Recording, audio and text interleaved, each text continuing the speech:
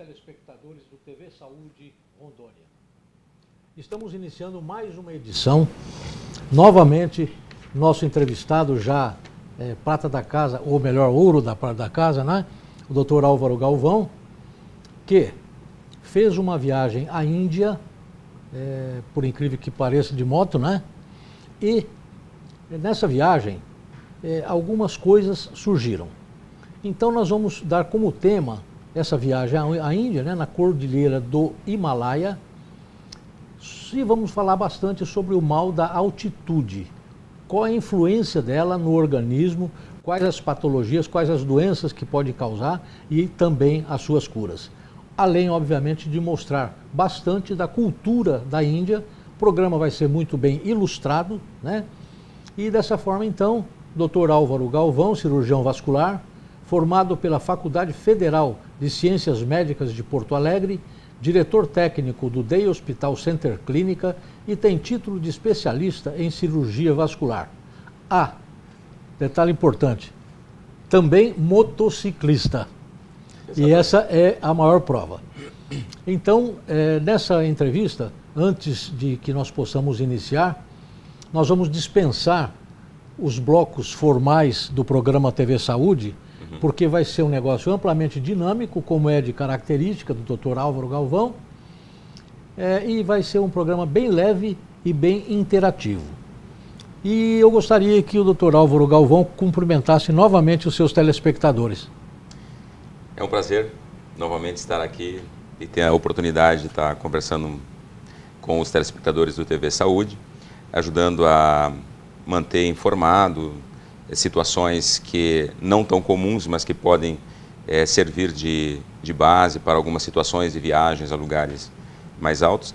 E é um prazer imenso estar podendo participar desse programa que hoje está ganhando uma característica de um ícone informativo na área da saúde. É um canal de comunicação muito importante e quanto mais as pessoas se sentem informadas, mais elas estão nutridas desse conceito de interação com as coisas que podem acontecer, melhor se torna a nossa vida, melhor se tornam nossos dias. E nada melhor do que o Dr. Álvaro Galvão para fazer com que essa edição, que essa entrevista, seja extremamente à vontade, né?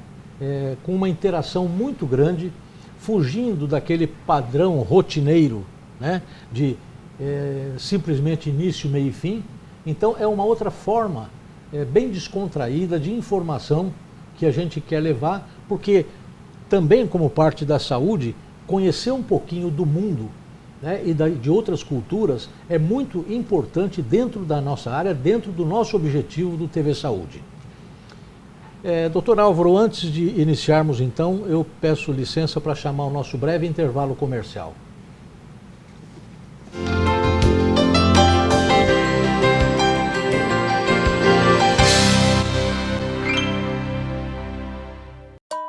Serviços de cirurgia geral e gastroenterologia agora tem endereço certo. Na Center Clínica, você encontra um dos melhores tratamentos de gastro de toda a região. Especialista em endoscopia digestiva, gastroenterologia e cirurgia geral, o Dr. Olavo Raimundo está atendendo na Center Clínica com total tecnologia, necessária para o melhor atendimento que você merece. Center Clínica, uma clínica tão completa que tem até hospital próprio.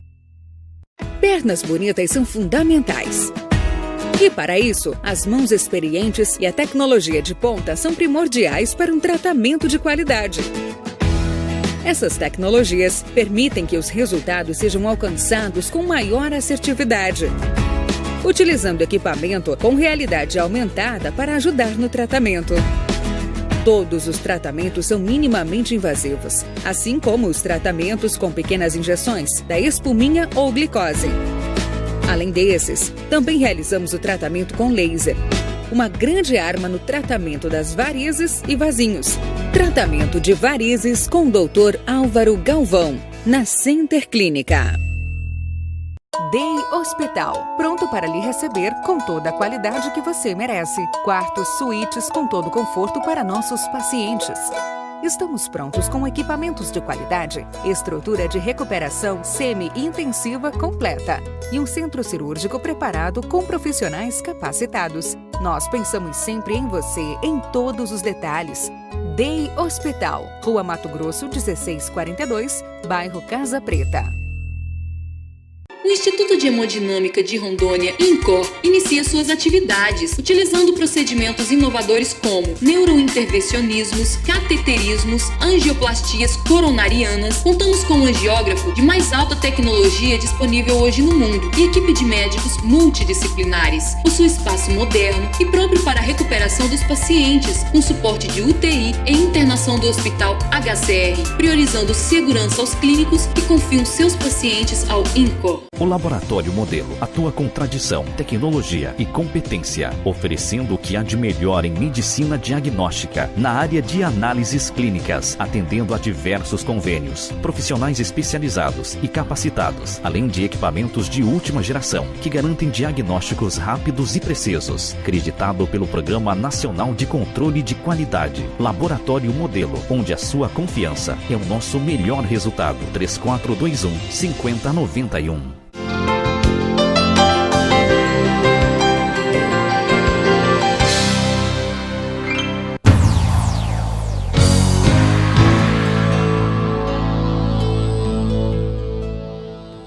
Doutor Álvaro Galvão, então nem poderia deixar de ser como a gente vai fazer, né? E em primeiro lugar, seria muito interessante dizer, né, aos nossos telespectadores, levar um pouco desse conhecimento adquirido por você,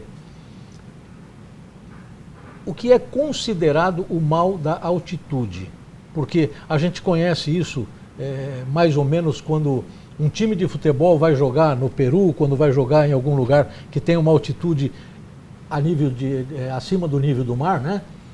E nessa viagem que o senhor fez, o que representa a altitude, se não me engano, 5.850 metros aproximadamente de altitude acima do nível do mar? Fique à vontade com o seu telespectador. Então, vamos começar falando um pouquinho sobre esse mal da altitude, mas o próprio nome diz, sobre lugares altos. Então, a Rondônia é um lugar baixo. O Paraná tem 170 metros acima do nível do mar, Porto Velho tem 85 metros acima do nível do mar. São lugares extremamente baixos e que a pressão atmosférica aqui é uma pressão alta, em que existe uma concentração grande de oxigênio. Quando a gente parte para altitudes elevadas, a atmosfera vai ficando mais rara e o oxigênio também vai ficando mais raro. Quanto mais alto vamos atingindo níveis, então acima de 3.000 metros, acima do nível do mar, já começa a faltar oxigênio para a respiração. Então todos os males ocasionados decorrentes dessa baixa pressão, porque lá tem baixa pressão atmosférica e baixa oferta de oxigênio, que é o que o nosso organismo precisa para a produção de energia, para manter a nossa respiração. Então todas as consequências estão associadas a esses dois fatores. Quando a gente vai tendo menos oferta de oxigênio, vai havendo menos produção de energia, menos capacidade cognitiva do pensamento, menos força. E isso acontece não só no ser humano, acontece nos motores dos veículos, quando estão subindo para poder haver a combustão, precisa de oxigênio para a explosão, e isso também determina a diminuição da força. No ser humano, a gente tem influência dessa baixa pressão. E todos esses sintomas que vão aparecer, que começam com insônia, dor de cabeça, um mal-estar, uma zonzeira, que todo mundo passa por isso, alguns em maior, outros em menor grau. Interrompendo um minutinho, o senhor me mandou um vídeo onde percebia-se nitidamente que o senhor estava ofegante, parecia que tinha, no mínimo, corrido 60 quilômetros de morro acima. Esse é um sinal que acontece. A respiração, ela fica mais rápida, esse aumento da taquipneia é para que você puxe mais oxigênio, aproveite, puxe mais oxigênio, aproveite, puxe mais oxigênio, aproveite. O coração também aumenta a frequência cardíaca, você tem um gasto energético maior. Essa condição, ela é contínua, você dorme respirando desse jeito, você acorda respirando desse jeito, então você tem um cansaço maior. Se a pessoa der um piquezinho, falta ar muito. Eu já tive a oportunidade de fazer viagens aqui para o Peru, e nessas viagens aqui para o Peru, a gente teve essa mesma situação, em que quando chega em Marcapata, que está mais ou menos 4.200 metros acima do nível do mar, que é um ponto de parada, ali falta oxigênio bastante. E a primeira vez que eu fui para o Peru, que enfrentei essa viagem, eu estava muito bem fisicamente, estava fazendo um preparo, não senti nada. Na segunda vez, eu não estava fazendo preparo físico, eu senti um pouco mais. E eu fui fazer um desafio, tinha umas crianças jogando futebol, eu fui jogar futebol com eles. Quando eu fui fazer isso, eu joguei 5 minutos e eu fiquei extremamente cansado. Aí, normalmente aqui, quando a gente fica cansado, você para, descansa, 2, 3 minutos, sua respiração volta, você tem oferta de oxigênio e melhora. Lá, você leva 20 minutos, eu no meu caso, levei 20 minutos para parar dessa taquipneia, porque não tinha oxigênio para suprir a necessidade do exercício. Então, essa baixa oferta de oxigênio, ela afeta todo mundo. E nós temos vários níveis. Eu gostaria de pedir para passar as fotos agora, para mim falar sobre esses níveis do que é o mal da altitude. Ali tem uma foto que mostra quando a pessoa está subindo a montanha, acima de 3.000 metros é que começa a haver essa baixa oferta de oxigênio e começar a afetar. Então, nós fomos até quase 6.000 metros. O Everest, que é o pico mais alto, está a 8.800 metros. A gente não foi no Everest, a gente andou na cordilheira. É porque o nosso objetivo da viagem, o escopo, era atingir zonas com estrada de rodagem até a mais alta estrada do universo, onde tinha o ponto em que um carro pode chegar no planeta, que é 5.850 metros de altitude. Depois o que acontece? Depois desce. A estrada está lá em cima. Então, assim, é que ali não tem mais estrada, né? Então, se você quiser subir, vai ser na escalada, né? E aí existe situações de pessoas que vivem ali, que convivem, então você vai acostumando, as pessoas começam a produzir uma adaptação. Tanto que o mal da altitude acontece nas pessoas que são visitantes. Nos que moram nessa região, eles não têm o mal da altitude. Você vê cachorro correndo, você vê crianças brincando e não tem esse problema, porque eles já estão aclimatados e adaptados a essa situação. Quer dizer, existe a possibilidade dessa aclimatação, dessa mudança dentro do próprio organismo? Existe. Tanto que um dos tratamentos que se faz, e nós fizemos isso, é você não chegar de imediato na altura mais alta. Você vai aclimatando. Primeiro você fica em 2.000 metros, depois você passa uma noite a 3.000 metros, depois você fica 1 a 2 dias em 3.000 metros, passa para 3.500, passa uma noite, passa para 4.000 metros. Aí depois você começa a andar menos, passa para 4.200, passa para 5.000, até você chegar nesse ponto. Foram 22 dias de viagem para a gente poder concluir toda ela. Então, teve muita aclimatação para a gente poder suportar. Mesmo assim, depois eu vou contar algumas histórias pitorescas, mas nós tivemos o problema da mal da altitude. Passa as novas imagens lá, que eu acho que tem mais informações que pode estar mostrando. E é interessante, doutor Álvaro, Uhum. dizer o seguinte, esse período de adaptação, ele tem prazo, depende de organismo para organismo? Sim. Como é que funciona isso? Os mais jovens se adaptam melhor. E normalmente você precisa de 24 a 48 horas de adaptação, porque você tem que fazer uma adaptação com a baixa oferta de oxigênio e com a pressão atmosférica.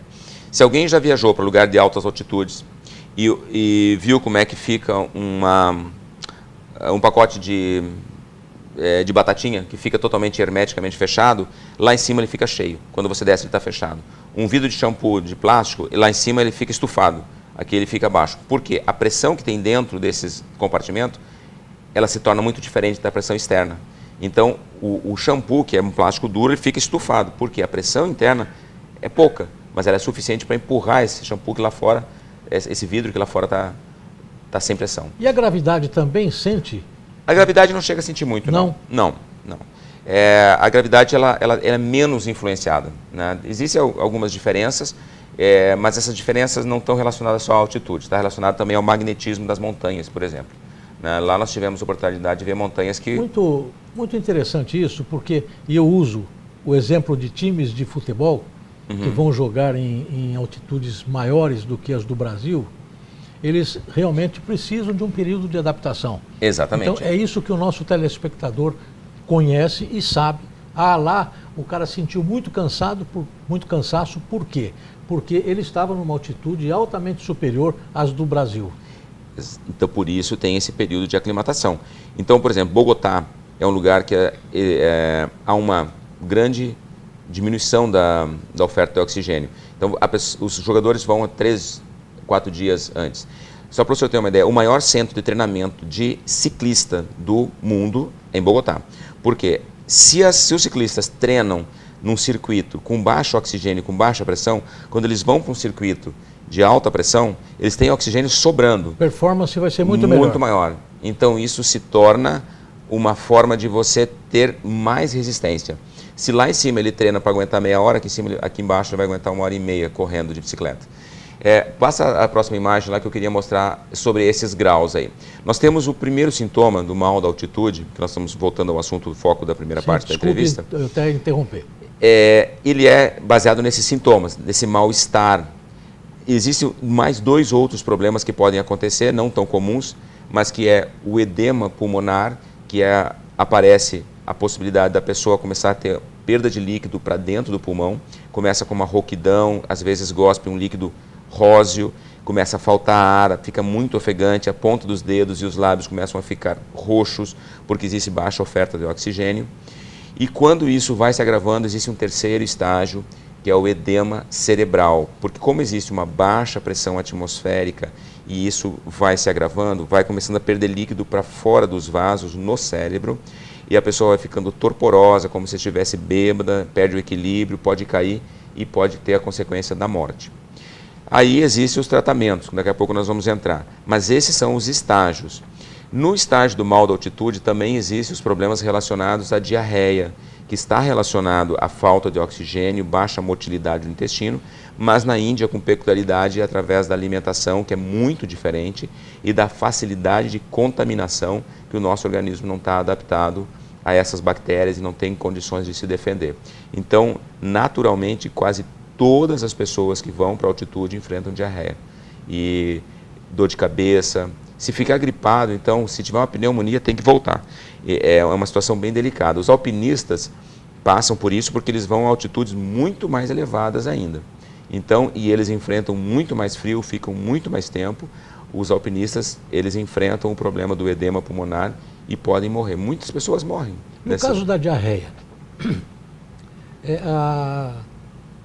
a diferença de alimentação, né, de hábitos de consumo alimentar, tem influência nessa diarreia? Porque quais são as grandes diferenças que existem? Eu sei que é muito condimento, muita coisa diferente, né? Aí tem os paradigmas de comer escorpião, de comer um monte de coisas. Tem isso também, mas o problema mais é interessantíssimo, porque assim, a diferença ela é brutal. Primeiro porque eles não comem carne de boi, né? Que é até a nossa economia principal aqui, porque o animal sagrado é a vaca e o macho. E então, assim, não se come em hipótese alguma na Índia carne de boi. A alimentação principal é a base de frango, ovos, leite pode comer, e tem, como o senhor falou, os condimentos. Eles usam masala, que é uma mistura de curry com... O curry já tem, acho que são 18 elementos na preparação do curry, e eles colocam esse masala que tem mais um monte de outros elementos diferentes que vão agredir a flora intestinal, e tem o problema das bactérias diferentes, porque a educação sanitária da Índia é muito diferente. Eles não têm o mesmo preparo, o cuidado na alimentação, de fazer a limpeza correta dos alimentos, de fazer a retirada das bactérias, e, enfim, eles te servem água mineral nos melhores hotéis, nos melhores restaurantes, sem lavar a garrafa. Porque é um costume deles isso, eles não têm essa percepção prática dos fatos. E como a água que tem lá quase não chove. A água é decorrente da neve que derrete das montanhas. Então você está a 5.000 metros, está correndo água um monte, mas de onde é que vem essa água? Porque lá mais acima tem montanhas que vão derretendo. Se tiver uma casa mais acima, esgoto a céu aberto, então esse esgoto vai contaminar essa água, quem está lá embaixo pega a água contaminada e assim se torna um ciclo muito perigoso, mas infelizmente faz parte. A gente viu situações de outros visitantes lá que presenciaram eles levando a garrafa de água mineral, enchendo numa caixa d'água e tapando e entregando no restaurante para o cliente. Você vê a maneira como eles lavam os pratos, eles lavam dentro de uma bacia. O prato é lavado junto com outros pratos. Então, aquele resto de comida de uma pessoa que cuspiu, que tem num prato, ele lava os outros pratos e daí ela pega aquele prato sujo, coloca para secar e depois ele serve para outro cliente. O copo. Então, você veja que há uma retransmissão bacteriana para todos. Nesse contexto, é muito difícil uma pessoa ficar uma semana na China e não ter uma diarreia. Quem fica 2 tem mais. Ninguém se escapou. O senhor me fez lembrar que em São Paulo tem vários, mas tem um restaurante indiano, o nome é Ganesh. E eu tive a oportunidade, como curioso, né, de conhecer o forno Tandoor. É um pãozinho que ele é grudado na parede do forno, quer dizer, de barro, na verdade. Uhum. E lá isso é comum, porque lá se usa muito com uma tábua de antepastos que eles servem, né? E esse pãozinho é como se fosse uma torrada, só que como se fosse uma torrada de um pão sírio. E colada no forno de barro. E colada no forno de barro. E é isso mesmo, lá tem, a gente comeu muito tandoori chicken, que é um frango feito nesse sistema. Ele vem vermelho, puro curry, pimenta, assim, olha, eu nunca comi pimenta. Olha, eu já tenho experiência com pimenta daqui, mas a de lá é terrível, é terrível mesmo. Muito bem, o senhor quer continuar com imagens? Então, pode passar as próximas imagens que elas vão chamar os assuntos. Então, ali ó, são um dos riscos que nós tínhamos com o mal da altitude. Como a pessoa fica tonta, o risco maior que existe é você cair. Claro que essa estrada ali está mostrando uma estrada reta. As nossas estradas não eram retas, nós não fomos laureados com estradas tão boas, não. Nós enfrentamos estradas extremamente precárias, né, em que nós víamos lugares extremamente sinuosos, perigosos. Quando você começava a prestar atenção na imagem das montanhas, era muito bonito. Só que ao voltar para a estrada, além de ser a mão inglesa, que você dava de frente com o caminhão, você tinha que ir para o lado contrário e não tinha espaço, tinha um cantinho. Imagina você estando tonto dirigindo. Então, quer dizer, esses riscos, essa adrenalina, tudo isso motivou a gente a querer fazer essa viagem. Mas o bafômetro não acusa. Lá não se bebe álcool. É interessante porque não tem muitos acidentes, né? Mas não se bebe álcool, é proibidíssimo, é contravenção, é crime, eles respeitam isso. Então ninguém dirige bêbado. E essa viagem, independente do foco principal dela, esse percurso o senhor fez de moto? Eu fiz o percurso dentro da Índia, nós fizemos de moto. Claro que daqui até a Índia a gente vai de avião e lá a gente tem uma estrutura de uma empresa que nos fornece a moto, fornece o guia, fornece uma estrutura de tratamento, porque vai junto um médico durante toda a viagem, vai toda uma equipe para nos fornecer condições de fazer uma viagem segura, né? Então, o contexto da viagem em si é o aproveitamento dela, não é uma viagem de sofrimento, é uma viagem de conhecimento. A gente tem a oportunidade de viajar pouco para poder fazer a adaptação, cada dia anda um pouco, como as estradas são ruins, existem acampamentos, depois nós vamos mostrar umas fotos dos acampamentos, a gente tem que dormir nos vales, em acampamentos para poder seguir a viagem, porque não tem hotéis lá em cima da montanha. E se alguém quiser desistir, o que acontece? Tem que voltar para trás. Mas natural isso? Pode. Não só desistir, como pode ter doença, né? Aí existe uma estrutura que traz ele de volta, né? Mas geralmente teve algum companheiro lá que preferiu não sair alguns dias, que não estava se sentindo bem e ficou no hotel, né? Agora, existe uma van que acompanha, se ele pode sair da moto e ficar na van, não tem problema não, é seguro isso. Antes de continuarmos, eu quero chamar mais uma vez o nosso breve intervalo comercial.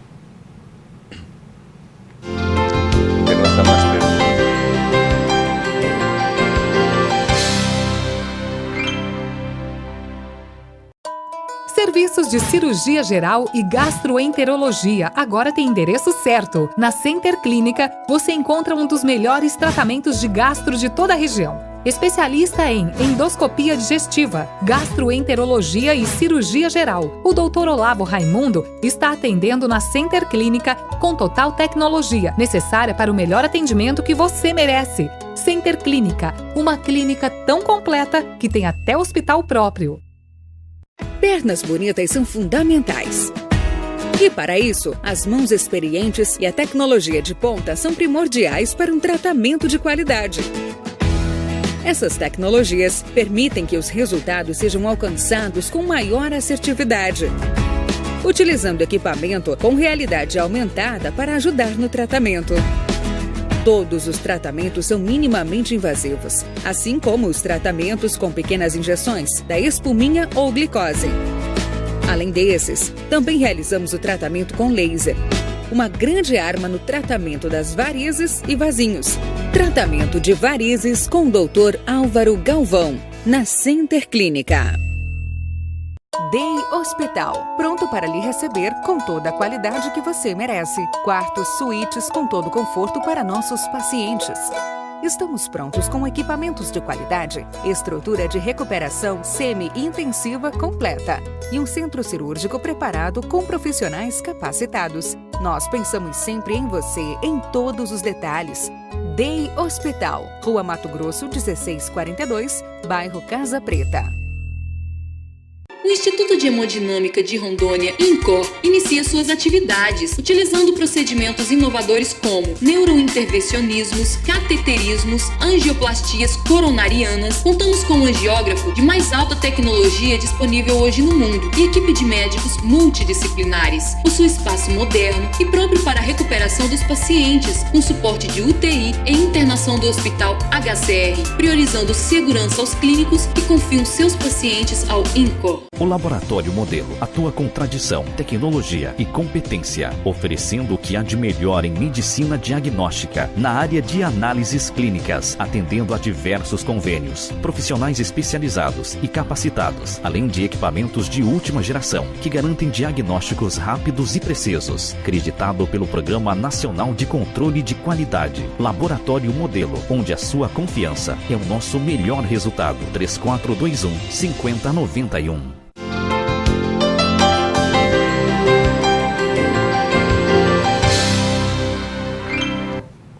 Dr. Álvaro Galvão, o senhor discorreu brilhantemente sobre alguns episódios, né? E eu gostaria que o senhor nos explicasse, com maiores detalhes, quais são os tipos de doenças, já que nós sabemos qual é a causa, que é a altitude, e que medicação existe e quando essa medicação é indicada. Muito bem. Em primeiro lugar, a gente parte do princípio do tratamento dos sintomas. A forma exata como quimicamente ou biologicamente há a presença do mal da altitude, ela ainda não está totalmente explicada. A gente sabe que tem relação direta com essa falta de oxigênio, a baixa pressão, a perda de líquido para fora do vaso, o edema intersticial.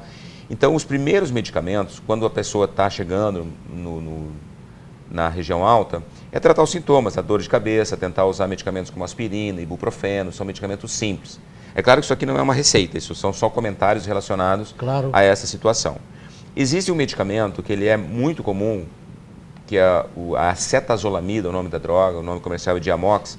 Ele é o mais usado para o tratamento do mal da altitude, porque ele faz uma alteração nesse critério da respiração, então ele acelera o processo de respiração. Então, ao invés de você respirar 20 ciclos por minuto, que é a média aqui embaixo, ele passa a respirar 30, 35 ciclos por minuto para absorver mais oxigênio.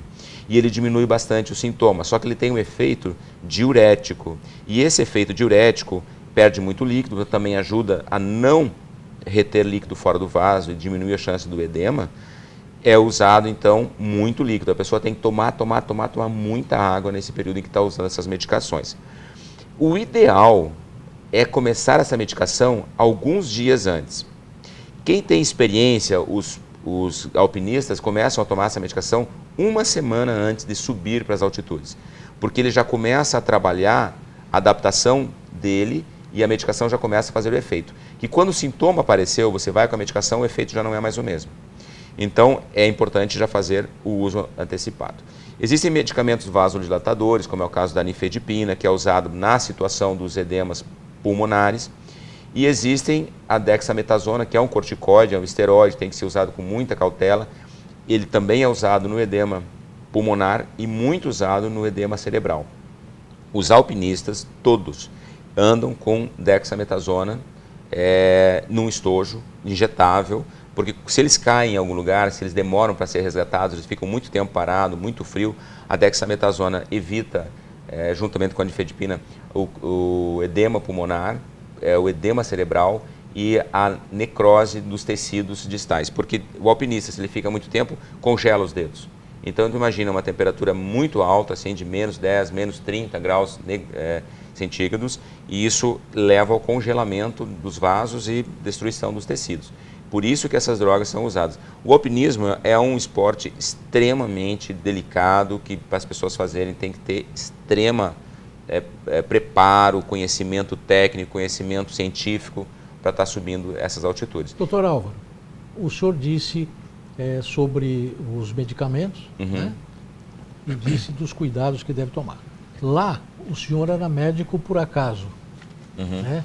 Mas lembre-se todos que isso não é uma receita, que o grupo, embora o doutor Galvão seja médico, existia um médico para o grupo, é isso mesmo? Exatamente. E nada poderia acontecer sem que ele tivesse a intervenção. Exatamente, porque os males podem começar de forma pequena e cada pessoa tem a sua resistência. Então você afeta um organismo no começo e tem que ser notificado ao médico, para que ele já comece o tratamento e fazer a prevenção adequada. Eu, apesar de ter a minha atividade médica, eu estava como motociclista, eu fui passear, eu não fui tratar de ninguém. Então, assim, é claro que você acaba dando uma opinião, ajudando, resolvendo alguma coisa, mas o foco principal do meu processo lá era a minha viagem e havia um médico preparado para essas situações. Tanto que uma dos tratamentos que existem, pode passar a próxima imagem lá, é aquilo ali, ó, é a oferta de oxigênio através de máscara. Acho que tem mais uma que mostra uma bala de oxigênio que é usada. Essa aí, ó. Esse OxyShot você compra em farmácia, já quando vai para o Peru, em qualquer farmácia lá tem. Ele tem uma quantidade pequena, acho que são 6 litros de oxigênio, mas é suficiente para às vezes tirar você de um mal grave. Ele já vem com uma máscarazinha e a pessoa tem que respirar nele para ter essa oferta de oxigênio. Agora nós podemos começar a passar as outras imagens, que são imagens próprias da viagem, e aí eu queria falar sobre as peculiaridades. Eu acho que nós temos esse segundo assunto aí para tratar, né? Isso.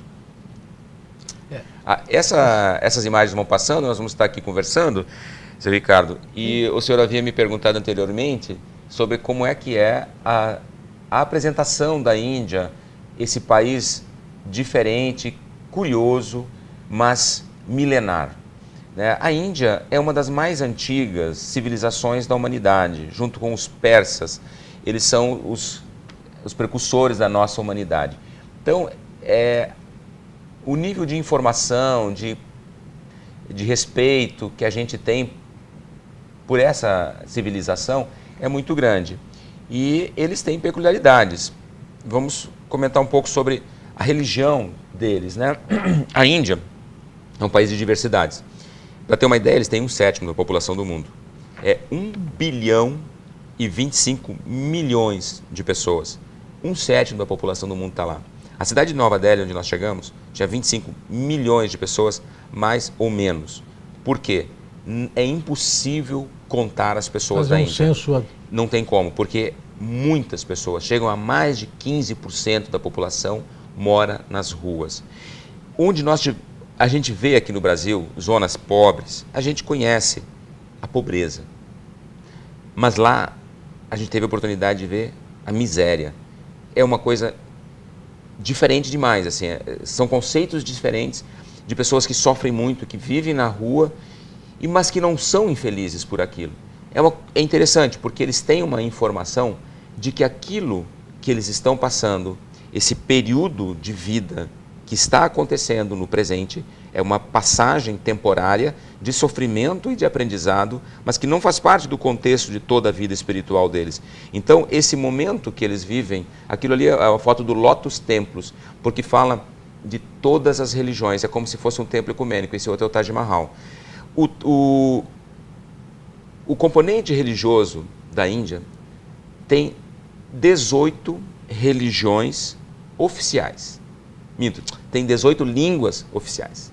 18 línguas e 38 religiões oficiais.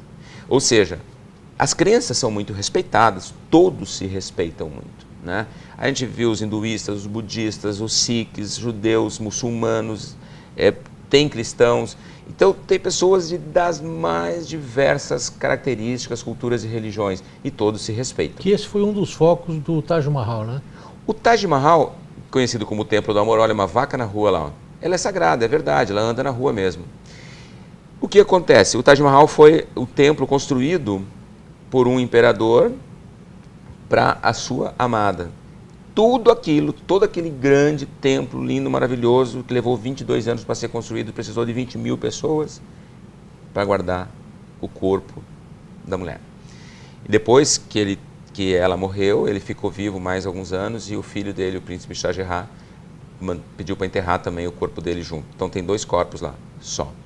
É imenso, mas o objetivo era só significar para o mundo o amor dele pela princesa e guardar o corpo dela de forma tão linda e tão maravilhosa. Para mostrar o amor e o recurso financeiro, né? De certa forma também. Né? E aí, assim, nesse contexto cultural que a Índia tem, existe a lei e a Constituição, ela é toda escrita em inglês, porque a Índia tem poucos anos, tem acho uns 70 anos, 1951, que foi libertada da colônia, do estado de colônia, saindo da tutela da Inglaterra. Por isso que lá é a mão inglesa, por isso que lá se fala inglês. Só que assim, ao mesmo tempo que se fala inglês, se fala hindu, e a gente se comunicava em inglês. Só que existiam pessoas que não falavam inglês. Então a lei, quando é preparada, o que está embaixo não entende a lei, não sabe a lei, não conhece. Não é nem uma questão de interpretação, é uma questão de não saber sequer ler mesmo. Né? Exatamente. As pessoas não têm a cultura de ir para a escola. Muitas pessoas, né? Claro que existem, a partir de 2007, teve um novo primeiro-ministro que foi o cara que está mudando a figura da Índia. Tá? Eu estou falando coisas ruins, mas já vou falar das coisas boas também. E esse ministro aí, esse primeiro-ministro, colocou como obrigatoriedade a escola e está dando comida para quem vai na escola. Então está mudando a figura, as pessoas estão começando a ir na escola. Só que a Índia tem o maior número de PhDs do mundo. É mesmo? 70%, veja bem, 70% dos doutores da NASA são indianos. A Índia é um exportador de cabeças pensantes. Onde você imaginar, tem um indiano comandando. Eles são extremamente inteligentes, extremamente estudiosos, extremamente dedicados. Mas também são pequenos, são todos baixinhos, têm uma estatura menor, uma pele morena de cabelo liso. É diferente a formatação do corpo deles em relação aos demais. Biótipo totalmente diferente. Diferente, as mulheres são diferentes, tem aquela pele mais característica de Cuiabá, assim, cabelo liso, comprido. Elas usam o sari, que é uma espécie de uma roupa que as protege. Tem algumas fotos ali que aparecem algumas mulheres. Né? E essa cultura deles, ela é muito diversificada. Você vai entendendo e vai aprendendo o grau de tolerância que essas pessoas têm em conviver umas com as outras, de respeitar umas às outras. Né? O trânsito é caótico. Quem dirige lá na Índia pode dirigir em qualquer lugar do mundo, porque não existe trânsito pior do que isso. É uma buzina constante, existem os tuk-tuks, que são os taxizinhos, aquilo lá se mete e não respeita pedestre. Pedestre, sai da frente, Tem pedestre, passando. Né? Tem pedestre, tem vaca no meio da rua, tem cachorro no meio da rua, tem macaco no meio da rua, e eles convivem com isso de uma forma tranquila. Né? Mas você vai passando, a gente andou muito pelo interior, olha, você vê as vacas lá, deitadas e o trânsito acontecendo, e elas de boa. Só que aquelas vacas são mais magras, são pequenas, não tem melhoramento genético, eles não se preocupam, eles não vão comer, eles não vão vender. E a vaca, infelizmente, come lixo, né? Come sujeira, come plástico, é maltratada, tem doenças, não fazem vacinas. Né? Então, assim, existe algum contexto que para a gente, no mundo ocidental, não cabe na nossa cabeça. Mas, com certeza, para eles não caberia a nossa cultura no mundo deles, ver a gente, por exemplo, comendo a carne de um boi. Doutor Galvão, eu acho que é pertinente perguntar também o seguinte, e a saúde pública? O senhor falou do contexto de Índia, né? Com toda essa população, com toda essa miséria, não pobreza, como funciona a saúde pública lá? De forma muito, muito precária. O contexto de prevenção a doenças, ele é muito fraco. Então, assim, eles não conseguem inserir na cultura da população a necessidade da higiene, da limpeza dos alimentos, do cuidado, da necessidade de usar calçado. Eles andam descalço na rua, porque essa é a cultura dos monges, essa é a cultura religiosa que vem milenar, eles não mudam isso. Existem os hospitais públicos, são hospitais que agregam toda a população, são hospitais que têm alguma resolução até razoável, mas é que é muita gente. Então eles não conseguem dar conta, eles têm abrigos daí para ir cuidando dessas pessoas. E tem os hospitais particulares, porque assim, no primeiro estado que nós tivemos na Índia, a gente conheceu a parte pobre, a parte dolorida, a parte difícil, as pessoas da rua. A gente visitou Agra, que é onde está o Taj Mahal, que é uma população doente, uma população pobre. E depois nós voltamos na Nova Delhi, fizemos questão de conhecer outras partes da cidade, e aí nós nos deparamos com uma parte rica que não se mistura. Então lá existem pessoas muito poderosas, existe também o grande evento capitalista, existem as grandes marcas, lojas de grandes marcas, shoppings também grandes. É porque como a população é tão grande, existe uma diversidade. E a diferença social que existe é muito grande entre a população miserável, pobre, mediana, os ricos e os extra-ricos. É muito diferente. É claro que existe os Sikhs, que são pessoas extremamente bem preparadas financeiramente e são conhecidos pela sua benevolência, dão comida aos pobres em todos os templos Sikhs, tem alimentação para a população.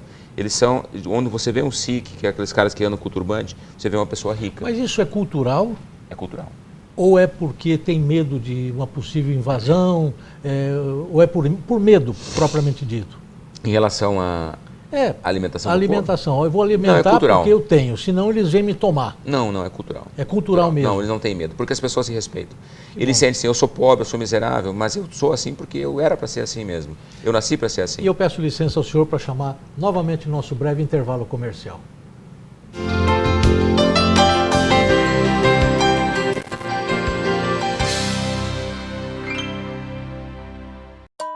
Serviços de cirurgia geral e gastroenterologia agora tem endereço certo. Na Center Clínica, você encontra um dos melhores tratamentos de gastro de toda a região. Especialista em endoscopia digestiva, gastroenterologia e cirurgia geral, o Dr. Olavo Raimundo está atendendo na Center Clínica com total tecnologia, necessária para o melhor atendimento que você merece. Center Clínica, uma clínica tão completa que tem até hospital próprio.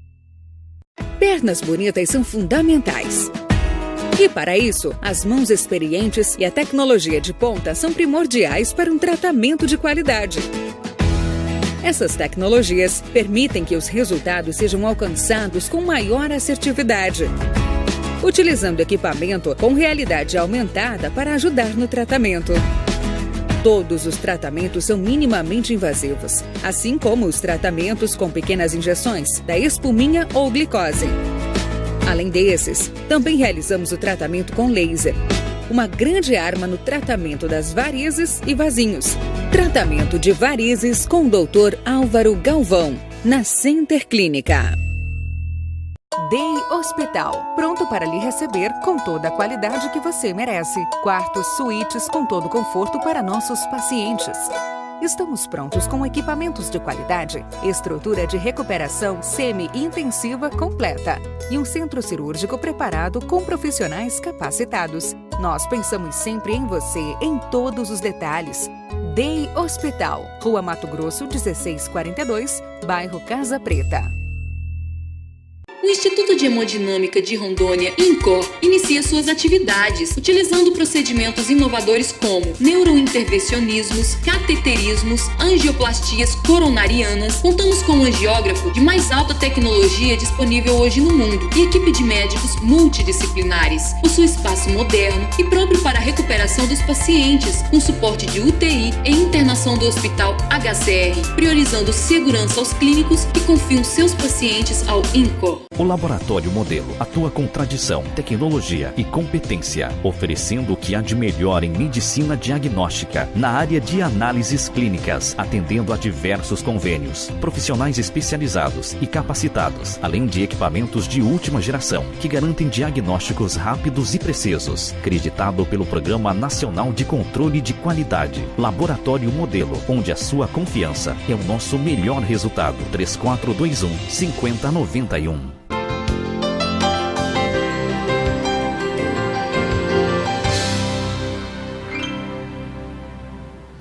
Doutor Álvaro, se o senhor quiser dar continuidade, mas eu também gostaria de perguntar sobre o aspecto político, né?